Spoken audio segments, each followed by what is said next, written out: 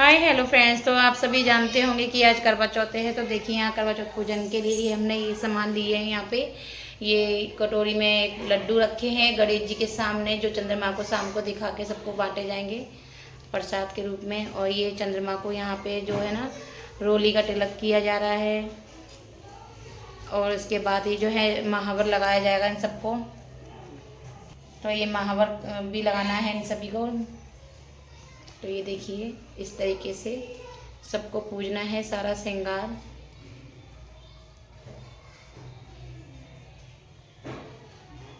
तो इस तरीके से सबको महावर लगा के सब पूज देना है। और यहाँ पे केले भी चढ़ाए गए हैं, साइड में सेब भी है, ये माता का श्रृंगार भी है जो है हमने सब रख दिया है यहाँ पे। और ये एक प्लेट में भोग लगाने के लिए मीठी मट्ठी है, धूपबत्ती है, चावल है, धूप है, फूल हैं, ये सब माता पे चढ़ाई जाएंगे, पूजा की जाएगी विधि विधान से। फिर माता की कथा का आरंभ होगा चालू। ये जो धूप है इसे हाथ में लेने हैं, 7 धूप को हाथ में लेनी है, चावल लेने हैं, फूल लेने हैं, फिर हम कथा आरंभ करेंगे। तो ये देखिए, और ये 7 धूप लेनी है। तो ये धूप है, ये भी हाथ में ले लेना है, और कुछ चावल। और अब ये कथा आरंभ करने जा रही है। देखो हमारी गुड़िया सुनाएगी आपको पढ़ के। सबसे पहले फूल चढ़ाने हैं। सबसे पहले फूल वगैरह चढ़ा दिए हैं माता रानी पे, सब कुछ पूरा श्रृंगार भी चढ़ा दिया है माता रानी को, सारा उसने पहले से ही सब कुछ चढ़ा दिया है बच्चों ने मिलके। तो ये देखिए, और गणेश जी को आगे ये जो लड्डू रखे हैं ना, ये शाम को भगवान जी को चंद्रमा को दिखा के उसके बाद फिर जो है बांटे जाएंगे। अब हम जलाएंगे प्रसाद के रूप में हम सभी खाएंगे।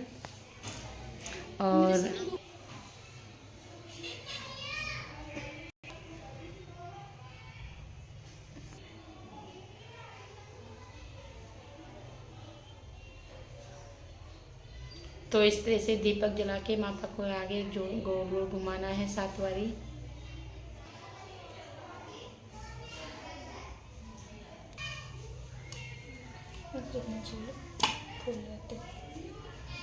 और साथ में पैसे भी रख लेने हैं हाथ में। अब हम कथा आरंभ करेंगे, शुरू करते हैं माता रानी करवा चौथ व्रत की कथा। जय माता करवा चौथ, आपने सभी के पतियों की रक्षा की, वैसे ही हम सबके पतियों की रक्षा करना। तो अब हम कथा सुनाने जा रहे हैं करवा चौथ माता की, और आज हमारी बेटी सुनाएगी कथा करवा चौथ माता की। जय माता की। तो बोलिए करवा चौथ माता की जय हो। श्री करवा कथा व्रत कथा। कार्तिक विधि को करवा चौथ कहते हैं। इसमें गणेश जी का पूजन व व्रत सुहागिन स्त्रियां अपने पति के दीर्घ आयु के लिए करती हैं। प्राचीन काल में दृग नामक ब्राह्मण के 7 पुत्र और एक वीरावती नाम की कन्या थी। वीरावती प्रथम बार करवा चौथ व्रत के दिन भूख से व्याकुल मूर्छित होकर पृथ्वी पर गिर पड़ी। तभी सब भाई ये देखकर रोने लगे और जल से मुंह धुलाकर भाई वट के वृक्ष पर चढ़कर छन्नी में दीपक दिखाकर बहन से कहा कि चंद्रमा निकल आया है। उस अग्नि रूप को चंद्रमा समझकर दुख छोड़ वह चंद्रमा को अर्घ देकर भोजन के लिए बैठ गई।